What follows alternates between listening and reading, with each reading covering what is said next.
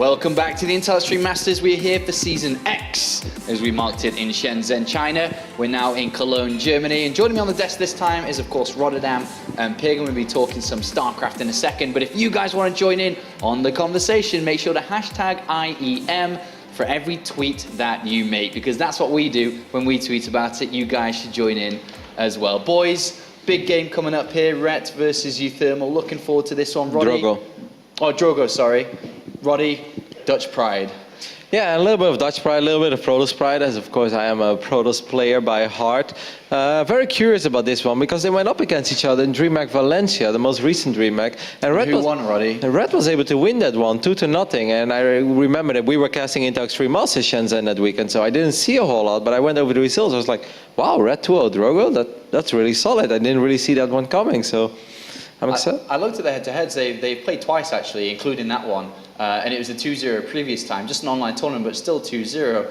Great head-to-head record. And, you know, that plays into factor a little bit here. I think another thing, too, people are starting to point out that Drogo's not in the best of shape today. He's feeling tired. He's not playing as well as he could be. Tilo pointed out in the winner's interview that when he saw Drogo lounging around, he was like, okay, this is mine. That's going to play in here for Ret too. Oh, yeah. And I think something we haven't talked about as much, but it's coming into effect, is Drogo is still a newer player. He's not as experienced as someone like Rhett, but he's kind of blasted into not just relevance, but the top of the foreign scene. He just got second at Asus Rogue, and when you get up to that level, suddenly everyone takes you so seriously. They're all studying your builds. There's so many of your VODs out there, and if you don't have a lot of variety, a lot of range, people can find ways to kind of blind counter you and take these advantages before they even get into the game. They like know how to take advantage. So I think Drogo's got to mix things up a little bit and maybe be a little bit more aggressive in his play, or a little bit less predictable. And let's not forget, you mentioned experience. Like, experience is one thing, it can help in going into series like this, but this is also the first time ever in Drogo's career that he's going from event to event to event to event. Like, Red has been doing that for pretty much 10 years, so he kind of knows what it's like. For Drogo, this is probably a new experience, you know? One moment you're in Krefeld, then you're in Finland again, then you're over here. Probably went to DreamHack as well. That's a lot of tournaments, and that's something he's never done before, like this amount of traveling. So maybe that's why he's looking a little exhausted. Maybe that's all coming into play. Yeah, I mean, there's, you know, the exhaustion from the traveling, the not eating properly, the not being on a regular schedule, and then you've got the lack of practice in between too, because you just don't feel like it as you're trying to get back into it. I mean, you always talk about it whenever you stream, Roddy. The #1 Twitch stream, if you didn't know. Always talks about it, that when you come back from events, you feel it. I suck. Like, I noticed. Like, every single time I'm home, I grind hard, and like right when I was like, okay, I'm still not good, but this is kind of respectable. Then you go away again for 8 days. Now, at least these guys play a little bit because they've got practice rooms. But yeah, you do lose out on valuable practice time. Like, just sitting at home, you're often going to be a lot better than when you go from event to event to event. There are very few people, then I think of Sean and MC, that can really keep an consistent level while traveling so much. But even with those big guys, eventually you could really see that it caught up to them. Well, let's talk a little bit about Jos here. Rhett, he has had his ups and downs throughout his career, and his career has been a long one too, not just in StarCraft 2, but in Brood War 2. Is that it kind of comes in momentum spurts, if that makes sense. If he's feeling good and he's playing good, he starts to really show it in results. And right now he seems to be going through one of those again. I mean, he's starting to get back into WCS. He played in Premier League. He made it to Toronto. He just got off the back of a week training with his team as well. And things are going well for this guy right now, Roddy. No, absolutely. It's really weird, and I totally agree. His career in StarCraft 2 has definitely been a roller coaster ride early on. You know, 2011 was pretty much the year of Red. Back then, he was the European champion. He won the biggest tournament in 2011 for Europeans, and even in 2012, often top 4s at DreamHack and stuff. And 2013, still a little bit. 2014 was an off year. 2015, definitely coming back. But now over the past few weeks, it's a little bit more disappointing again. Like, he skipped out on Home Story Cup because he felt he was going to too many events. I was like, hey man, you're doing well now. Like, why don't you just ride out the train? And then you could see it in WCS Premier League, losing against Hero Marine. The result was a little bit deceiving, a 3-1 victory in which he should have won at least 3 out of 4 games. Like, that's not normal. So we'll see. Like, on one moment he was up again, But now over the last 2 weeks, he's been going down a little bit. So now he's going to really stop that downfall and making it into the group stage of Gamescom over here. That would be a very good moment for him. And moving on now to PtitDrogo, you can see on screen here, a little bit jaded, I suppose, after the travel, you said, feeling tired today. We'll see how well he performs up I think against he's Red. getting tired of everyone talking about him being tired. God damn it, guys. He's like, guys, just shut up. Let me play my game. Well, hopefully he can play his game, because this can be a difficult match pick. Oh, Teo's such a solid player, though. He's going to come into this, and I guess what you've got to focus on when you're in this situation is, I've been saying, hey, maybe get out there and change it up a bit, but when you're tired, it becomes so hard to play outside of your standard builds. And really, I think Drogo is just going to need to scout very well, but stick to what he knows and really commit hard to it.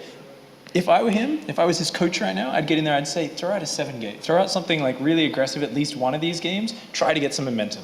You know, Red is kind of a weird player, though, in PvZ. Like, Red has been very vocal about how much he dislikes this matchup at the moment, that he thinks it's very difficult. And whenever I watch Red right now, or even when I play against him, like, he's the guy who proxies hatcheries, you know, he's willing to think outside of the box. He's willing to create chaos. And from that point on, he's probably okay with playing this matchup. But he's not going to let PtitDrogo just sit back and get all his sentries up and get all his stalkers out, because if he completely plays the game that PtitDrogo wants to play, the game that he has so much experience in, because PtitDrogo is even approaching PvZ in general saying, it's okay if my opponent knows what I'm going to do. That's like a Terran telling you he's going to go stim bio. You know, it still comes down to execution, and that's how he feels about this PvZ. Yeah, it seems like a common trend with the French players to play very similar, and in recent times, more so that Aces ROG tournament, people started to play against that and are now starting to adapt a lot more to their play. You think that's going to come, well, it has to really from Red.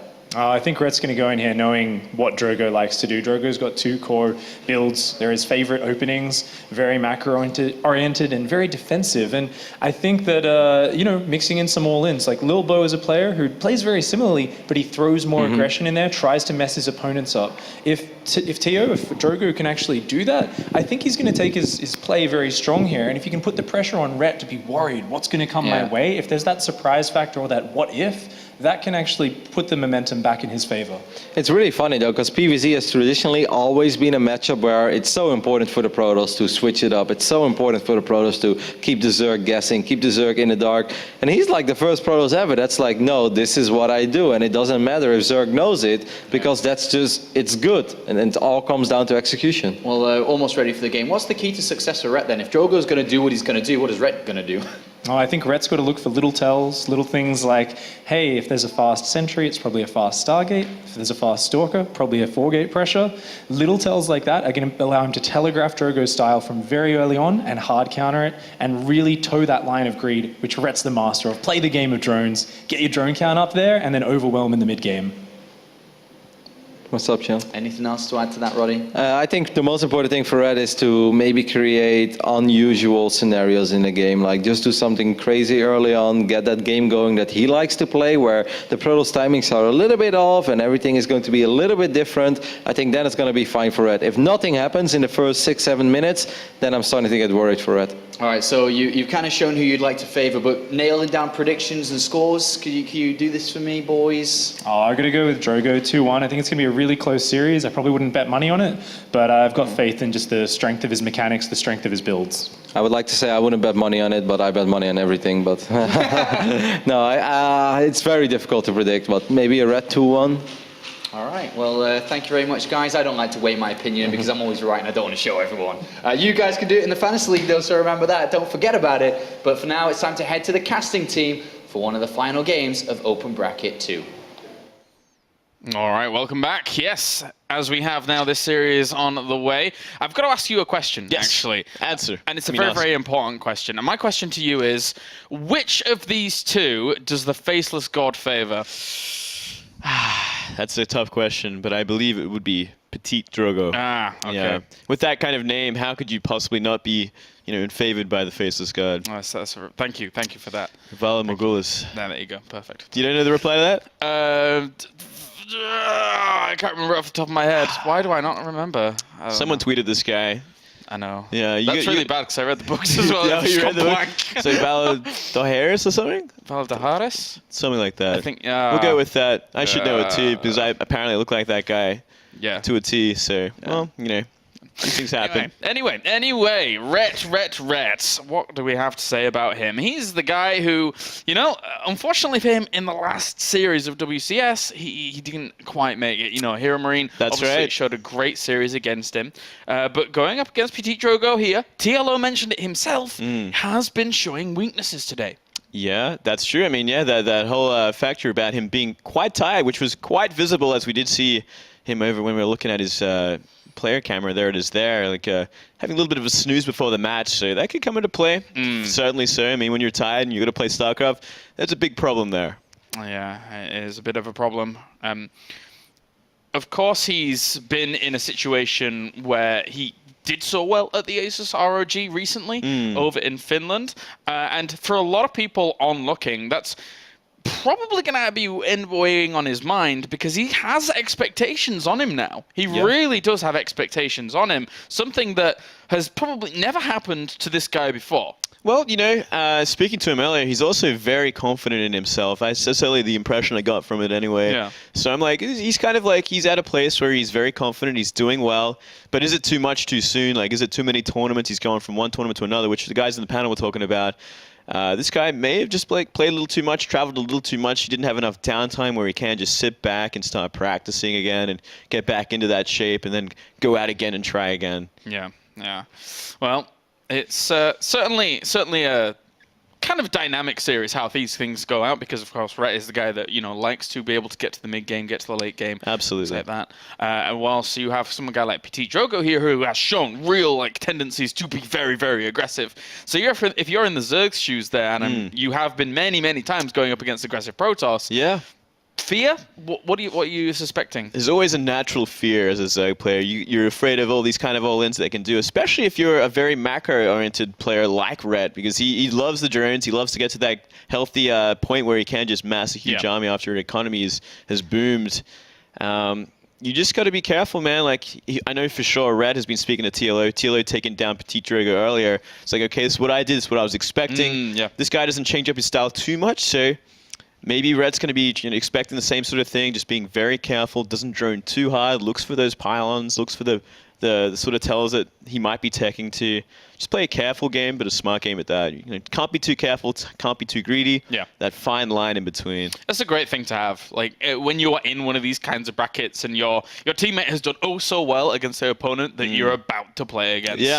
So definitely a lot of information to kind of be fed through from that, I think. Yeah, it can certainly get in the head of PtitDrogo as well. It's like, well, I'd lost to his teammate. His teammate's clearly going to tell him everything that happened, and that can come into play, and maybe we'll see a whole different style from PtitDrogo this time. All right, well, we're getting good to go. Coda is going to be our first map here in this ZvP, as we're going to be getting into our first game pretty soon. And let's jump right on in to game number 1 here. As we have spawning up to the top left-hand corner, it is our blue Protoss. Representing my insanity, it is PtitDrogo. A lot of recent success in PvZ.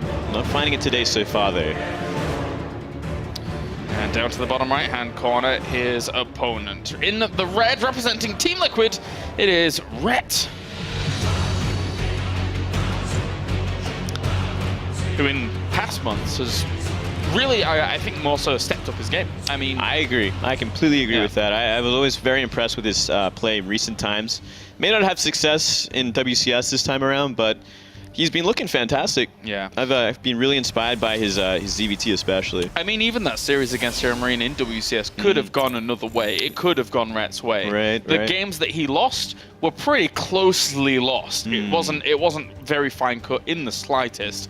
So Rhett got a tough opponent. Definitely just got a tough opponent in WCS. And I'm expecting in 2016 onwards, expecting to see him there once again, no doubt. Oh, I hope so. A little bit of a pause, the screen. No slip up, no craziness, just going to be Rhett heading over towards him, taking his expansion first against PtitDrogo, who did open up Gateway first on the other side of things. So when you're playing against Gateway first specifically here, as a Zerg, what are you looking out for? Well, you know, the attack comes a lot earlier. That's one thing for sure. If you don't see a forge at the front like a lot of Protosses are doing these days, it means you got to be a little bit more careful of aggression early on.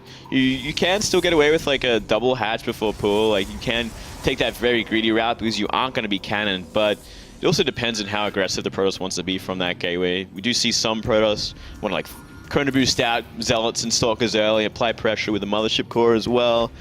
There's all sorts of things you can do. You just got to be really on top of it, which is something Rhett's going to have to do in spades against this kind of player that is known for his constant aggression. Yeah.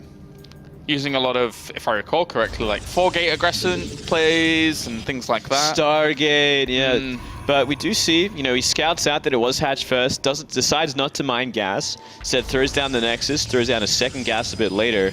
So he's kind of like this interesting economic kind of style where he does get the gateway early, he does get the gas early, but won't use it unless he sees a different kind of build other than a hatchery first. Yeah, well, for now, Mr. Rhett is going to be, you know, taking precautions, making sure he is in the clear and in the okay, as Jones going to head over towards the third base, plant himself down a hatchery, and just play pretty greedy by the looks of things. Yeah, I mean, why not? And it is Red after all. I'd be surprised if there was anything else going on. It's like the opposite of what Bly would do, pretty much. Yeah, basically. But that's the great thing about StarCraft, right? Because there are that many possibilities. To see these kinds of styles come out from people, even these Zerglings, just fanning out now, making sure he is going to be A-okay against any sneaky probes that have come out towards the map. Yeah, safety first against this kind of player. Against Drogo, you want to make sure there's no pylon for that 4-gate to get underway or anything like that. And we do see a Sulker as a follow-up here. Just going to help out Scout, shut down the Overlord scouting, which is the #1 sort of key to stop happening so you can actually get the tech that you want undetected. And I'm wondering what Drogo wants to do with this at this stage. Is he going to throw down those extra gateways? Well, there's a sentry, so, well, we'll see. He does like his sentries, that's for sure. Does like his sentries. And they can be quite evil, to say the least, as for now, PtitDrogo sending himself that stalker up towards the top to try and clear out the third, and it comes right back just as the Ling moves in to that location. Oh, so yeah. the little loop-de-loop here is a little bit of a shot. So Oh my smart. god. He sees all three. He knows it is that 4-gate pressure. He's going to even get in. Doesn't really have to, but he might as well, you know, have a little nibble on the probes. The funny thing is that Ling didn't even need to do that loop-de-loop. The Overlord in total saw everything anyway. That is a good point as well. Yeah. Never used that Mothership Core to try and zone it out. So we are seeing a pretty late Roach Warren here though, which could be a little bit scary because Warpgate's about to finish up here. Can't really afford to lose an Overlord either. If he gets supply blocked here, could be in very bad shape to defend it. Starting to make Lings and drones as well behind this. Yeah, the Mothership Core enters the fray as well and pushes away this, the Queen. So he gets himself a guaranteed Overlord kill, which is nice. The Zealots positioned itself so well, and the Zerglings weren't even attacking. They were just on move command against that. Yeah, I think he was trying to go for a surround on the Zealot, but he was just in a perfect place. Yeah. Roach Warren's going to finish on time though before any real threats on the map. We are seeing more sentries come in now, but not too much damage behind it either. And look at that, extra gas is added. So Drogo, you know, looks like he's keen to transition from here. Selling a story. Selling a story. Selling it well. Yeah, very, very well. And doesn't need really to do much more aggressive maneuvers here. He can just do this, force out a lot of units, 43 workers against 44. The current roaches that are popping maybe end up being completely useless for now, because he may never even engage them. Yeah, looks like he's going to start to work on a few roaches. Very nicely done. Catches them early, and that's the important thing, especially with force fields like that, making sure they're going to be pinned up against the wall. And the one thing that Rep really wanted to do, you know, he had done that Overlord in the natural. If he actually scattered the gases, it would have given away a lot as well. If he had have actually sacked the Overlord, could have helped. But as I said, the Overlord gets a scout on that third Nexus going up as well. Yeah, important. The important part of all of that was he understood that there wasn't that much of a commitment to this. He saw the number of units that was out here and just decided to go back to 14 drones while all this was going on. But look how well PtitDrogo has been able to save the majority of his sentries against that Roach force. Yeah, he actually cleared it up, and he's staying on the map because he has the option of going home at any point with the recall. So he can apply the pressure. Red's making 8 more roaches, but he also droned up very nicely on that third base especially. Yeah. Did well with that, did well with that. He judged the situation brilliantly, did Rhett, to make sure that he wasn't going to fall too far behind. 60 workers to 53, despite that little aggressive maneuver coming out. Now adding the gases, so Red's staying on top of everything. I'm curious to see what his next step is. He's going to go into Hydras from here, maybe play that sort of Roach Hydra, Viper eventually sort of game. Is he just planning to deflect whatever comes next? Because surely he knows that it's Drogo, and he is going to go for some sort of aggression behind this as well. And look how many sentries that is. The sentries never end. Never end. It's just this constant march of small little baubles as they will send themselves a hallucination forward, capturing a queen to start things off, and once all of the beams join together, it makes about the damage of a stalker or two. Great. Pretty much. Oh, recall's out actually. Interesting. That's going to give Rhett more time to get up what he wants, you know, going for 1/1 Lings, Roach Speed, as well as an Infestation Pit. I like that. Maybe going into Infestors from here wouldn't be a bad choice, considering the Sentry count right now. If you get 3 Fungals on that, you've killed a lot of Sentry.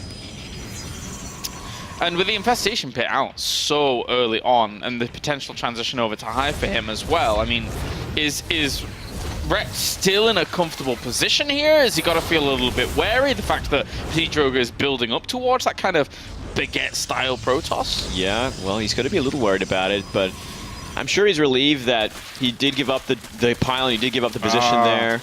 He's pulling a snoot. He's pulling a snoot. He's not getting pathogen glands started up before those infestors go. Yeah, he just wants them out ASAP and going straight into a Hive from here. Looking for that Ultra Tech switch eventually.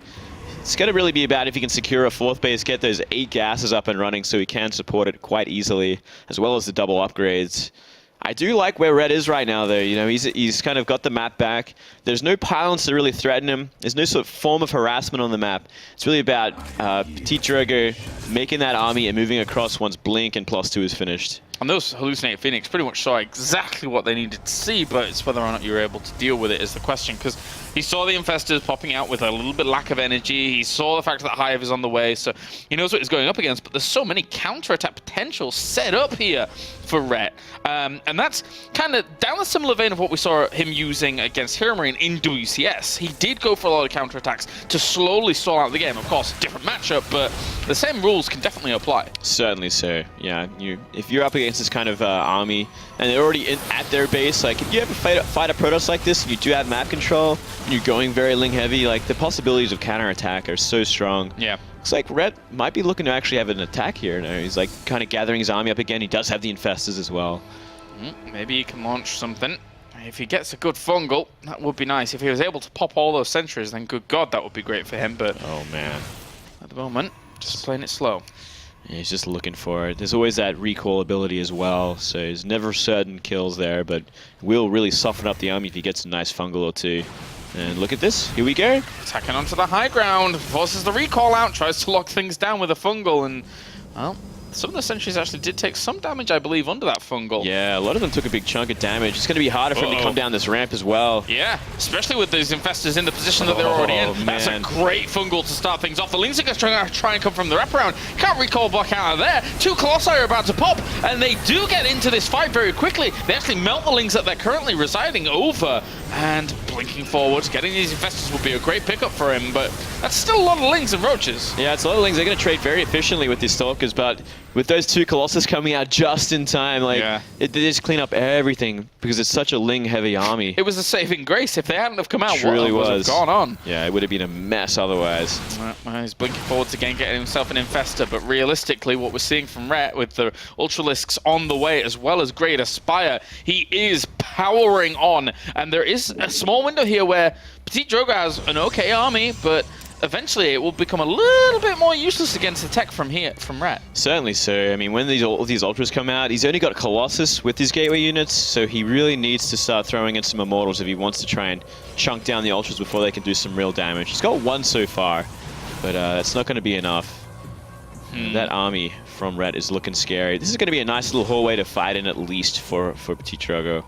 Army moving towards the middle of the map, and he does see the Ultralisk here with this. Doesn't necessarily want to be sending 1 forward, but now he sees extra 5. That Mothership Core does not have energy for a recall at the moment, so he needs to buy some time in that choke point. He's actually sending his entire Ling force over to go for the counter to deny that base, sacrificing this 4th base, no doubt, and I don't think he feels comfortable fighting up that choke. No. It looks like he's just going to let it go. It's going to force the recall out, so the Mothership Core will stay with that energy for a while longer, I guess, but it's a nice little victory for PtitDrogo. So he's going to just wait up there while he does get his tech up on 3 base. You know, makes the units he has to, makes the Immortals, and goes into Templar. I suppose the longer this army stays up here, the more time he is buying on the other side. I mean, yeah, Lings are threatening, but there we go. Gonna pull on back for now. And 8 Corruptors behind this, so we can see a nice transition into Broodlord. So Rhett's really looking for this army. Even though it's on 3 base, it's going to be such a destructive army against what Protoss does. There's a few units in that 3rd base that are very stuck, and he's going to have to kill off buildings to actually get those out. There was a Colossus in there, Zealot, Sentry, so finally does clean all of that up. But here we go. What does he have to counter this? The Blink Stalkers, I suppose. Yeah, I mean, Blink can do it if you've wiped out the rest of the ground army, but if he's blinking on top of Ultras and Lings that are this upgraded, it's going to be a bit of a mess. Yeah, he could get sliced and diced. Not to mention there's Fungal as well, which is going to create a lot of problems here. I do like the army. I do like the idea that Red has gone with here, but does he have too many units out of position at this point? It's hard to say. Big Ling attack on the 4th. Oh, Blinding Cloud there onto... Actually, I think he may have killed one of his own Stalkers off whilst trying to focus down those Vipers, but that's a big set of fungal growths across this whole army. They are trying to blink backwards there. There's also some Blinding Clouds under that as well. The 3 Ultralisks at the front are going to die off, but still, there are the Broodlords at the back, but they don't really have much more to complement them. Yeah, you know, there's still all the Colossus remain alive, at least for now. This could change things up. Link's coming from the back here, just kind of soaking up all of this. If they can kill off the extra Stalkers, there's no more anti-air here at all. The Lings have done the job. The Colossi are going to end up falling to Broodlings and Lings alone. There's more Stalkers to the right-hand side on the right flank. They need to get some jobs done. They need to be able to kill off these Broodlords, and they're going to try, but there's not enough. No, just simply not enough. Gets 1. Look at the Ling Remax as well, and plus a few Ultras on the way. They should be able to chase them down. This is looking scary here for PtitDrogo. Dude, the constant Ling counters on the 4th was something that just put him so far ahead as well. Like, he hasn't got this 4th up once. It's been cancelled a couple times already, and Rhett's just playing such a smart game against this guy. Yeah, it's not like Rhett's economy has looked like, you know, overwhelming either. It's mostly been on 3 bases, and he's just pursued back on. He's been able to tech up super fast from there, and always be 1 step ahead of his opponent at every single angle.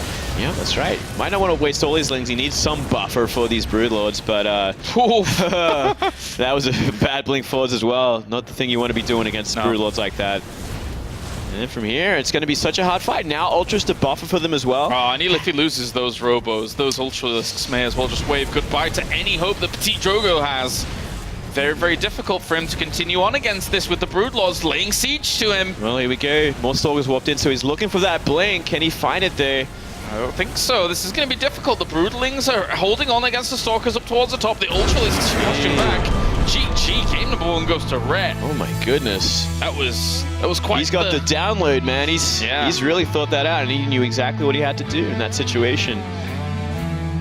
Really smart play from Red. Very, very well done. Very well done. Not only against the initial aggression, and then really, I think that was the most, well, for me watching that game, it was like the most defining and important moment, which was, yeah, he made a few roaches to counteract the idea that his opponent was going to be aggressive, but he really never overextended that kind of position. That's he right. got back into drones really, really fast on those 3 bases, still plowing out way with that economy. Yeah. That Overlord was in a great position as well. You know, it saw the 3rd Nexus. It was like, okay, I can drone. I can just keep droning from here. Just have enough units just so I can deflect. There's light harassment into recoil, and from there, you know, just played a great game. You know, going into the Ling upgrades like that, having enough units on the map to constantly keep him in his base. PtitDrogo couldn't move across the map when he wanted to with the +2 Blink Stalkers to really do much damage at all.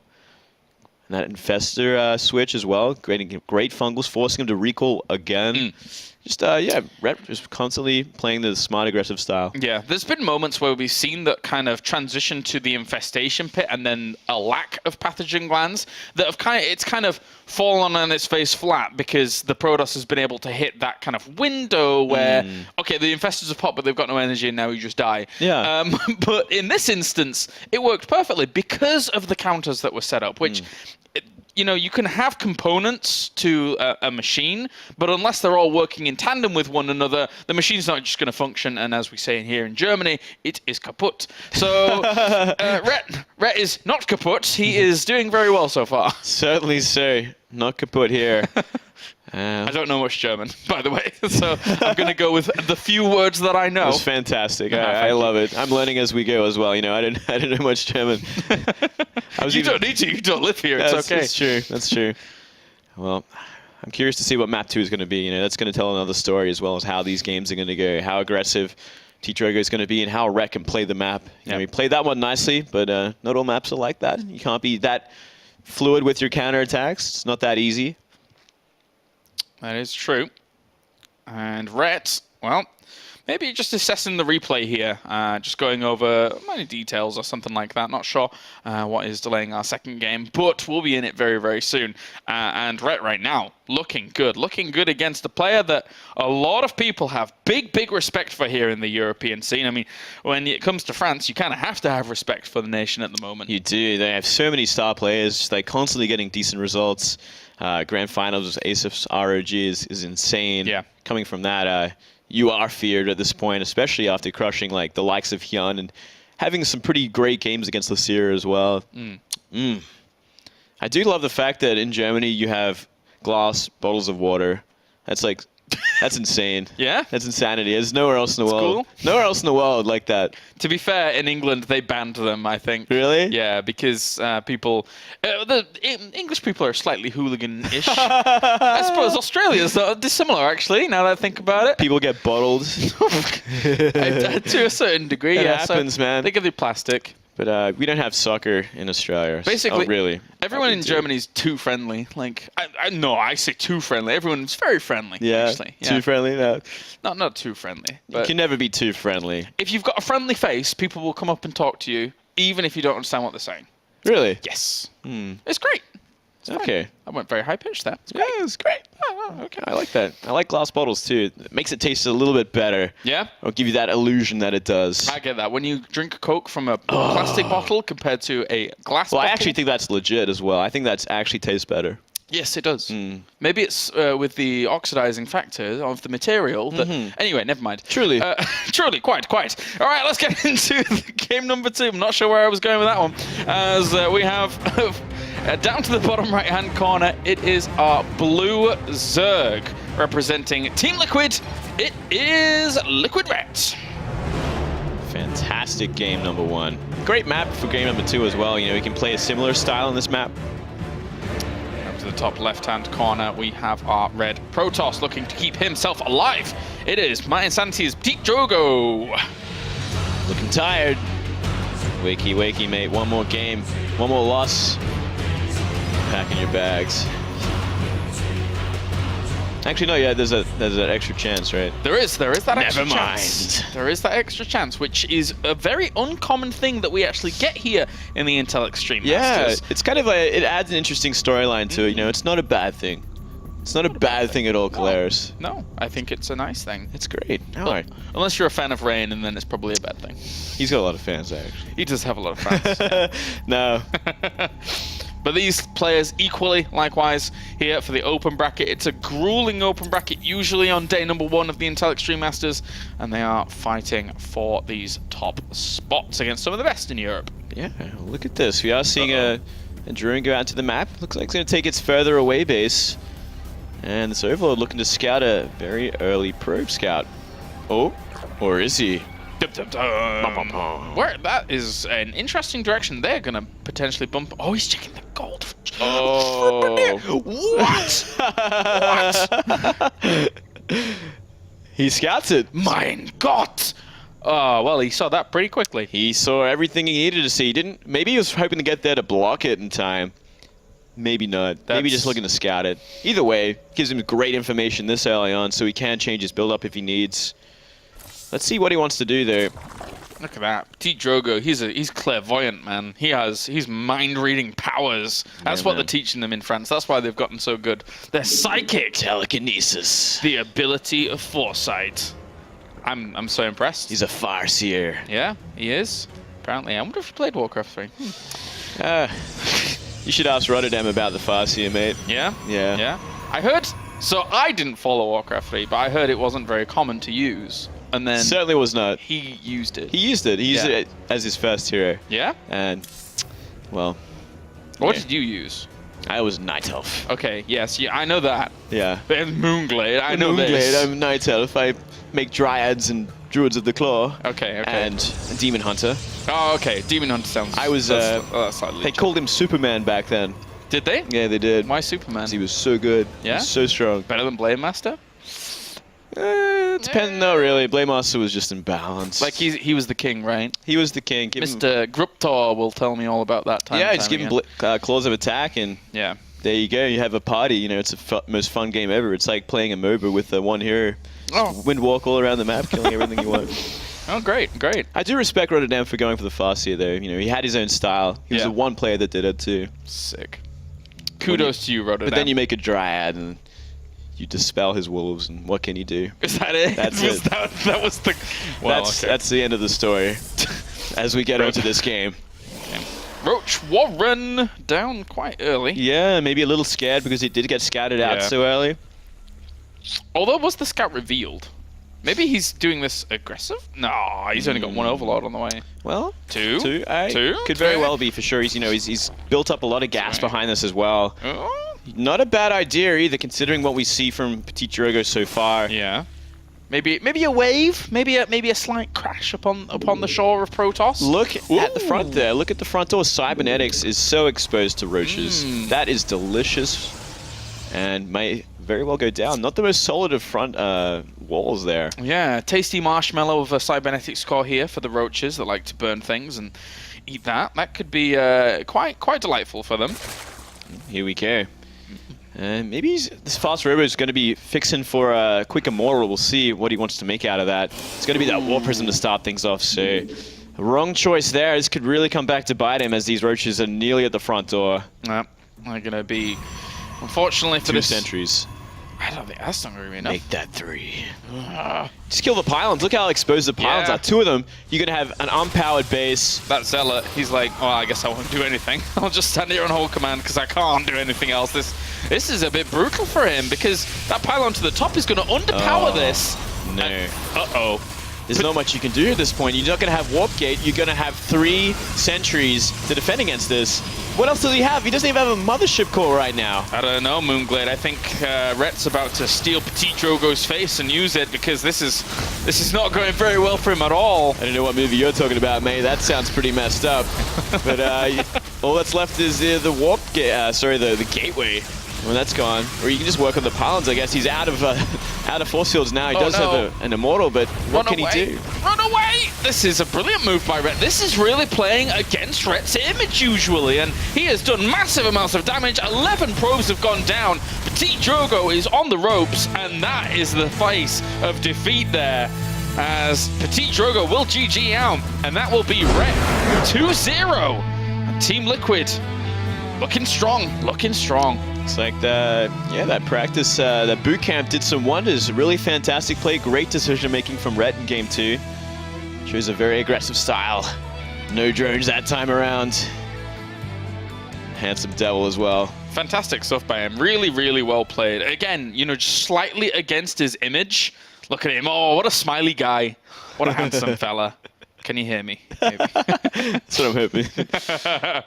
And that will be Rhett doing very, very well for himself. So, got to hand it to him, though. Those were 2 solid games. Yeah, frustrated face there from PtitDrogo. But you know what? He's not out of it yet. He does have that last chance. Yes. That one last shot. He can't do it. I think he could. I definitely think he could. I think he'd be going up against Thermal for that one. Yeah, I think you might be right there. Yeah, and if he is, then that'll be quite the game itself, to be honest with you. I mean, two players, or at least 2 people in positions where they're both rising up the ranks so well. Oh no, actually, it's Rhett that goes on against Thermal, correct? Oh. And PtitDrogo is now eliminated completely. Aha. If I recall. Okay. So there you go. There we go. We figured it out. Yeah. So Rhett moves on to play up against Thermal. Okay. There you go. Yeah, we figured it out. It's so good. Fantastic. We're fine. Well done. All right, so we're going to head over to the analysis desk to hear some words from our victor. Moving on, it is indeed Liquid Red. Thank you very much, Kalaris, as always. Congratulations to Rhett. Not through yet, but a good congratulations anyway. Nice win over there. PtitDrogo there. Thoughts coming into this? Tilo was mentioning when he played against PtitDrogo, he sensed a bit of weakness in him today. Was that something you were feeling as well? I'm not entirely sure, maybe a little bit. I felt the last attack he did was a little bit reckless, maybe something he would not normally do. But you know, we play each other all the time on ladder. There's a lot of mind games. There's a lot of strategies that we've already used on ladder and in other tournaments as well, like DreamHack. So I don't know, I think the last game he just got tricked a little bit, but now he can get some sleep. It's I don't know if you know the head-to-head record between the two of you now. Overall, it's 3-0 in series and 6-0 in maps. It's quite convincing, especially. I mean, the last time you played wasn't even that long ago. It's a good record to have against this type of player. Yeah, in tournaments it's going pretty well, but he is very, very strong PvZ, and I do have a lot of trouble actually when I get him on the ladder. So I think I'm just getting the better end of the mind games so far. I'm sure he's going to turn it around if we play more. Speaking of the mind games there, just the roachling timing off the gold base there, clearly a very powerful build. I wanted to ask, was that at all a reaction to something you knew about his play? Is it something you also just consider as an option because the wall is so far out front on Terraform? Walk us through the decision there. Yeah, I definitely know about his style, and he gets the Mothership Core very late sometimes when he's just chrono boosting probes. So I knew it would be good because of that, and then also he might want to be aggressive against the gold, so it would kind of counter that as well automatically. So I just felt like overall it had a decent percentage against a wide variety of builds, so that's why I just went for it. Really smart decision making there. I don't want to keep you too long, of course. You've got to go through to the deciding match, and then you do have a second life as well, even if you don't make it through that. So you've got to be feeling good now. I'm feeling great. I'm really glad I got to play Uthermal again. I feel like the last 2 times I played ZvT in tournaments, which was WCS and this one today, I just didn't reach the level that I normally reach, and this time I'm going to go all out, try to show my best. Absolutely, I don't want to hold you back from anything. Right now I feel like we're holding him back from just launching towards Uthermal. Well, best of luck in that game. We're going to be watching it very, very closely and hope you can make it through. And of course, if Rhett isn't able to beat Uthermal, he would go up against Bly. Of course, Bly is waiting for the loser of the next match to play for the 3rd place decider, or the group decider between the two of them. Thank you very much, Rhett, and hopefully speak to you again in a little bit here. Best of luck against Uthermal. Before we go into the commercial break, once again, going to remind you guys, if you're now just tuning in for the very first time or very earlier on, we have lots of highlights and so on at plays.tv. You can check out a lot of the games that you've missed already, and it's also good for future notice if you are going to miss games tomorrow or the next day. They're all recorded over there. We'll be right back as Rhett takes on Uthermal in an all-out Dutch war.